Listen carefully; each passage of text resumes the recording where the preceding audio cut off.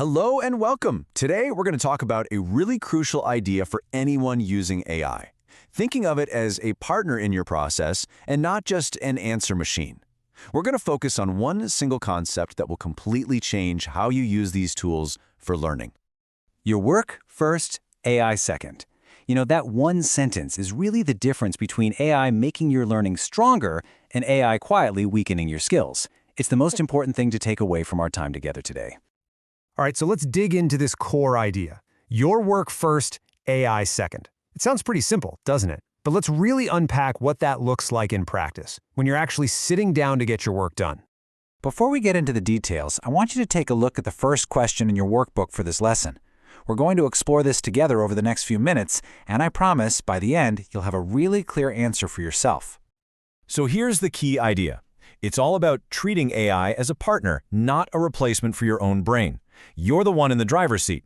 You do the initial thinking, you do the first draft, you try to solve the problem. Then, and only after you've given it a real try, you bring in AI to help you polish things up, clarify an idea, or just check your work. Okay, so now's a great time to pause and just jot down your own definition in your workbook. So why is this so important? What happens if we don't follow this rule?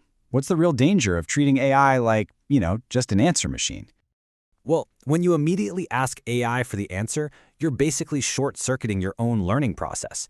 Think about it. You're skipping that really important productive struggle. And that struggle, that mental workout, that's where your brain actually builds stronger connections. That's how you learn. You might also end up with an answer that you can't even explain. And maybe even worse, you're training yourself to look for shortcuts instead of building real problem-solving skills. And of course, we can't forget, AI can be wrong. If you haven't tried the problem yourself first, you have no way of knowing if the answer it gave you is even correct. Okay, so the next question in your workbook is about these very dangers. Feel free to pause here and just summarize this in your own words. So if it's not supposed to be an answer machine, then what is it? Well, the best way to use AI is as a partner, a tool that helps you compare your own thinking, not replace it. In this slide, it really shows the difference in a powerful way. Look at the left side. What's the answer to number 5? That's just asking for the answer. But on the right, you're leading the conversation. Here's how I solve number 5. Can you check my reasoning? See the difference?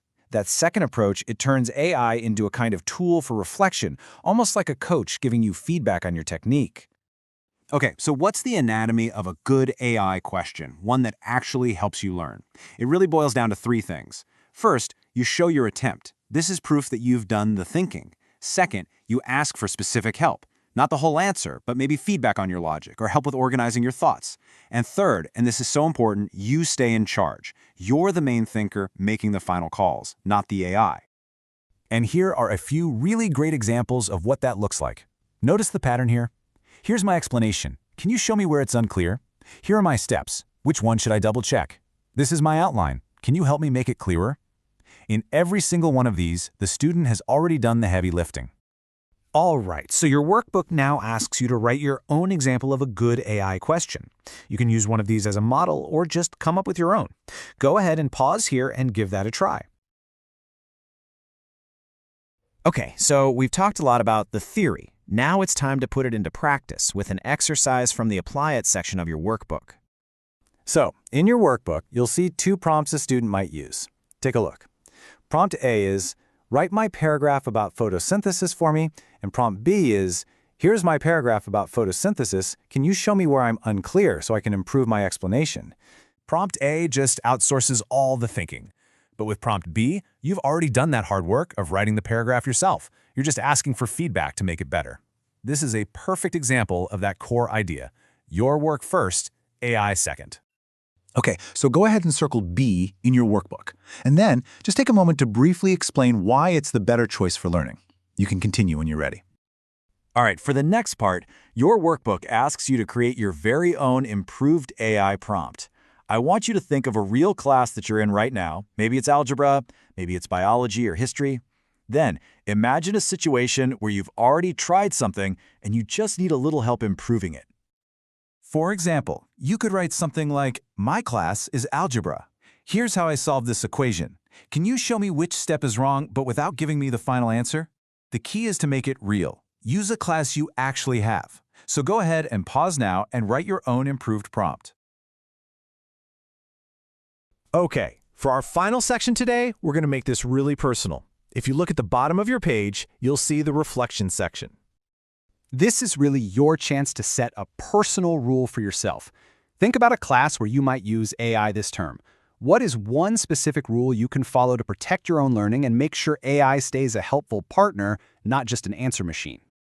And here are just a few examples to get you thinking about what a personal rule could look like. For math, you might commit to always trying the problem on your own first. For English, maybe you'll decide to only use AI to help clarify your writing, never to generate it from scratch. Or maybe a general rule. When I'm stuck, I'll ask AI to explain the concept, but I'll always write the final answer myself. The goal here is to create a specific, honest rule that you can actually follow. So take a quiet moment now to write down your own personal rule. Go ahead and pause. All right, let's do a quick recap of Lesson 4.2 and talk about what's coming up next. So let's bring it all together. It all starts with that one core rule, right? Your work first, AI second. We talked about how just asking for answers is a trap that actually weakens your learning. And instead, the goal is to use AI to compare your own thinking, not to replace it. And the way we do that is by asking good questions, questions that show our work and ask for specific feedback. Finally, the best way to make this a habit is to set a personal rule for yourself, one that keeps AI in its proper place, as your process partner. Okay, now is a great time to finish up any parts of the Lesson 4.2 page in your workbook that you might have skipped. Just make sure everything is filled in before you move on. And once you finish that up, you'll be all set for our next lesson. We're going to be exploring how AI can help with time, energy, and organization.